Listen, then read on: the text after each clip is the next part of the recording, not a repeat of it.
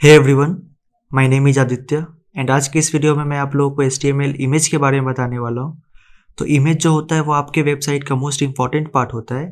तो आपने जितने भी वेबसाइट आज तक आपने अपने लाइफ में देखे होंगे उन सब में आपको इमेज कहीं न कहीं दिखाई होगा। अगर बिना इमेज के आप कोई वेबसाइट बनाते हो तो वो प्रेजेंटेबल नहीं होता है, वो आपको उस पे अच्छा नहीं लगेगा, आपको उस पे फ़ील नहीं आएगा वो। तो जो इमेज होता है आपके वेबसाइट में वो आपकी वेबसाइट को दूसरों के सामने प्रेजेंटेबल बनाता है। तो ओवरऑल इमेज जो होता है वो आपके वेबसाइट के अपीयरेंस को और तगड़ा बनाता है और अच्छा बनाता है आपको दिखने के लिए। तो अब हम लोग चलते हैं अपने वीएस कोड की तरफ और देखते हैं इसको हम लोग कैसे इम्प्लीमेंट कर सकते हैं अपने वेबसाइट के अंदर। तो जैसा कि आप देख सकते हो कि मैं अपने वीएस कोड में आ चुका हूँ और मैं यहाँ से इसको साइड कर देता हूँ और मैं इसके थोड़ा फॉन्ट साइज को बड़ा कर देता हूँ ताकि आपको अच्छे से क्लियरली दिखे। और मैं यहाँ पे लिंक्स को हटा के इमेजेस कर देता हूँ। तो आज के इस वीडियो में मैं आपको बताने वाला हूँ कि इमेज टैग को कैसे इम्प्लीमेंट करते हैं। तो आपको इसके लिए सबसे पहले आपको ओपन टैग का यूज़ करना पड़ेगा और इसके अंदर IMG आपको टाइप करना है। इस IMG के बाद आपको एक एट्रीब्यूट टाइप करना है जो होता है SRC। SRC वो होता है कि जो इमेज अपने वेबसाइट पे डालने वाले हो उसका सोर्स कहाँ से है। आपका वो सोर्स आपके किसी वेबसाइट से हो सकता है, वो आपके लोकल फाइल से हो सकता है। तो इसके बारे में हम लोग अच्छे में डिटेल में भी थोड़ा देर में बात करेंगे। और इसे आपको क्लोज टैग से इसे आपको बंद करना है और इसके बाद आप इसे कंट्रोल से सेव कर सकते हैं और आपको मैं इसे ओपन विथ लाइव सर्वर करके आपको मैं दिखाता हूँ आपके ब्राउज़र पे। तो आप यहाँ पे देख सकते हो कि आपको कुछ नहीं यहाँ पे दिखेगा, आपको ये बिल्कुल ब्लैंक दिखेगा। तो इसके अंदर ये ब्लैंक दिखने के यही कारण है कि इसके अंदर आपने कोई सोर्स नहीं डाला है। तो चलिए मैं इसके अंदर आपको एक सोर्स डाल के दिखाता हूँ। तो सोर्स डालने के लिए आपको आपके ब्राउज़र पे आना होगा और यहाँ पे आने के बाद आपको जस्ट सबसे पहले टाइप करना है JPG इमेजेस। और आपको यहाँ पे जो सबसे पहला इमेज दिखेगा, जो आपको जो दिख रहा है, आपको उस पे इस इमेज पे यहाँ पे आके आपको राइट क्लिक करना है और यहाँ पे राइट क्लिक करने के बाद आपको कॉपी इमेज एड्रेस पे क्लिक करना है और कॉपी इमेज एड्रेस पे क्लिक करने के बाद आने के बाद आप यहाँ पे कंट्रोल V से आप इसे यहाँ पे पेस्ट करोगे और आप जैसे ही इसे कंट्रोल A से सेव करोगे और आप यहाँ पे देखो कि आपका जो ये वेबसाइट है, आपका जो वेबसाइट है, उस पे ये पांडा आ चुका है। तो इस सिंपल तरीके से आप अपने वेबसाइट पे इमेजेस को ला सकते हो। तो इमेज को वेबसाइट पे लाने के लिए आपको बस क्या लिखना है, IMG और SRC के अंदर आपको जो लिंक का जो एड्रेस है, उस इमेज का जो एड्रेस है वो आपको जस्ट टाइप करना है। इसके बाद एक और एट्रीब्यूट आता है जो होता है अल्ट। तो ये जो अल्ट एट्रीब्यूट होता है ये वो दिखाता है कि मान लो कभी आपका जो ये वेबसाइट है, मान लो अभी जो आपका ये जो वेबसाइट में जो इमेज का जो लिंक दिया हुआ है, मान लो कहीं गलत हो सकता है। ठीक है, मान लो मैं इसे भी गलत कर दिया और मैं इसे कंट्रोल से सेव करता हूँ और मैं आपको यहाँ पे दिखाता हूँ और गलत करने के बाद आप यहाँ पे देख सकते हो कि जस्ट ये सिंपल सा इमेज का पिक्चर का जो साइन होता है वो आपको यहाँ पे दिखाया जा रहा है। तो इसी को ठीक करने के लिए आपको अल्ट टैग का यूज करना पड़ता है। तो अब इस अल्ट के अंदर आपको मान लो कि जब ये इमेज तो आपको दिख रहा है कि ये तो गलत है, तो इसके अंदर आप ये डालोगे, इसके अंदर आप कुछ भी डाल सकते हो, जैसे इसका इन्फॉर्मेशन डाल सकते हो कि ये पांडा इमेज था, तो मैं इसके अंदर पांडा इमेज टाइप कर देता हूँ और मैं इसे कंट्रोल से सेव करके आपको दिखाता हूँ। तो आप यहाँ पे देख सकते हो कि आपको दिख रहा है कि पांडा इमेज। तो ये उस टाइम पे काम आता है कि मान लो कभी किसी वेबसाइट का लिंक डाउन हो या कभी आपका ही नेट खराब हो तो आप उसको तो वहाँ पे नहीं देख सकते, तो आपको पता होना चाहिए कि वहाँ पे इमेज है। इसके लिए आपको अल्ट टैग का यूज करना पड़ता है। तो चलिए मैं इसे तो सबसे पहले सही कर देता हूँ और इसके बाद मैं फिर से आपको सेव करके यहाँ पे दिखाता हूँ। तो आप यहाँ पे देख सकते हो कि ये इमेज आपको बहुत बड़ा दिख रहा होगा, ये उतना अच्छा से नहीं दिख रहा। तो चलिए इसमें मैं थोड़ा सा स्टाइल एट्रीब्यूट ऐड कर देता हूँ। तो इसके अंदर मैं स्टाइल आके मैं इसके विड्थ को थोड़ा सा छोटा कर देता हूँ। विड्थ को मैं कर देता हूँ 56 पिक्सल और इसके हाइट को कर देता हूँ मैं 78 पिक्सल और मैं इसे आपको कंट्रोल से सेव करके दिखाऊँ आपके ब्राउजर पे। तो आप यहाँ पे देखो कि ये यहाँ पे आ चुका है। तो ये तो हुआ कि आपने इस सोर्स के अंदर जो आपका जो इमेज का जो सोर्स था वो आप किसी दूसरे वेबसाइट से लाए हो यहाँ पे, तो वो आपको यहाँ पे मैंने आपको दिखा दिया।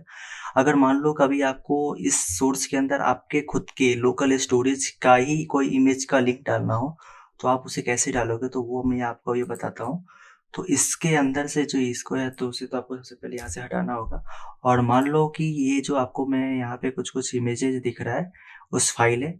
तो आप इसके अंदर कौन-कौन सी फ़ाइल डाल सकते हो? आप इसके अंदर डाल सकते हो जेपीजे फ़ाइल, आप इसके अंदर डाल सकते हो, मैं बता दिखाता हूँ क्या-क्या डाल सकते हो आप इसके अंदर। आप इसके अंदर डाल सकते हो JPG file, PNG file, GIF और बहुत सारी चीज़ डाल सकते हो।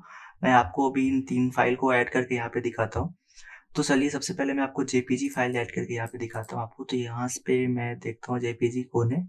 ये वाली जो फाइल है वेबसाइट डॉट जेपीजी, तो इसके अंदर मैं जस्ट टाइप यहाँ पे करूँगा वेबसाइट डॉट जेपीजी। अब देखो यहाँ पे वेबसाइट डॉट जेपीजी जैसे ही मैं टाइप किया, मैं इसे कंट्रोल से सेव करता हूँ और मैं आपको यहाँ पे दिखाता हूँ। तो आप यहाँ पे देखो कि ये आपको दिख गया कि ये जो है ये वो वेबसाइट डॉट जेपीजी भी सेवी इमेज का था, इसलिए आपको यहाँ पे ऐसे दिखा।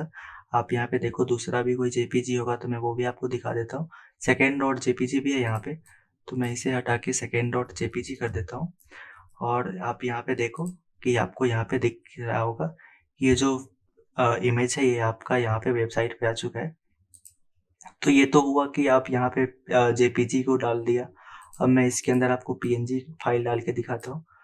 तो पीएनजी का आपको यहाँ पे दिख रहा है डाउनलोड डॉट पीएनजी, तो मैं इसके अंदर डाउनलोड डॉट पीएनजी कर देता हूँ और मैं इसे कंट्रोल से सेव करके आपको यहाँ पे दिखाता हूँ। तो आप यहाँ पे देख सकते हो कि ये जो पीएनजी का जो फाइल है ये भी आपको यहाँ पे दिख सकता है, आपके वेब ब्राउजर पे आपको दिख रहा होगा। तो इसके बाद अब पीएनजी के बाद हम लोग इसके अंदर अब जीआईएफ भी डाल के देख लेते हैं कि जीआईएफ काम करता है या नहीं करता है इस पे।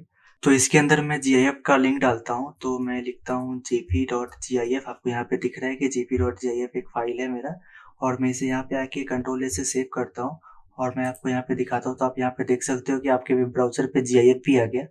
तो ऐसे बहुत सारे फाइल्स हैं जिनको आप दिखा सकते हो। मैं अभी आपको इन 3 का ही बारे में बता रहा हूँ। आप इसको एक्सप्लोर कर सकते हो। आप नेट पे जाके सर्च करना कि how many type of files we can implement on the web browser. तो आपको वहाँ पे जो है वो आपको पूरा लिस्ट दे देगा और आपको कैसे इम्प्लीमेंट करना है वो भी आपको वहाँ पे पता चल जाएगा।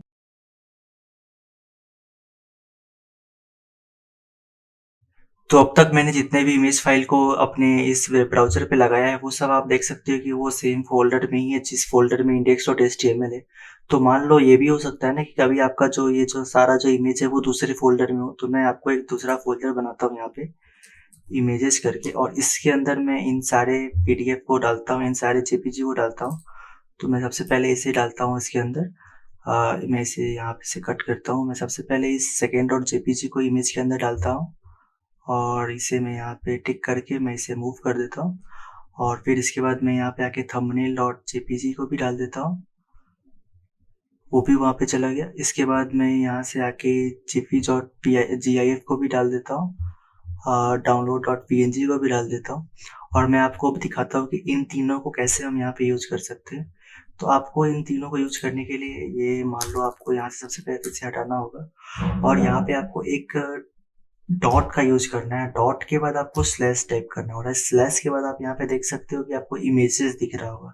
तो डॉट स्लैश के में ये होता है ना कि डॉट स्लैश का मतलब ये होता है कि इस फ़ोल्डर के अंदर कितने फाइल्स हैं और कितने फ़ोल्डर्स हैं। तो आप देख सकते हो कि इस फाइल इंट्रोडक्शन टू एचटीएमएल के अंदर आपको कितने फ़ोल्डर दिख रहे हैं। एक फ़ोल्डर दिख रहा है इमेजेस, और जितने सारे आपको जो फाइल दिख रहे हैं ना वो सारे फाइल आपको यहाँ पे दिख गए।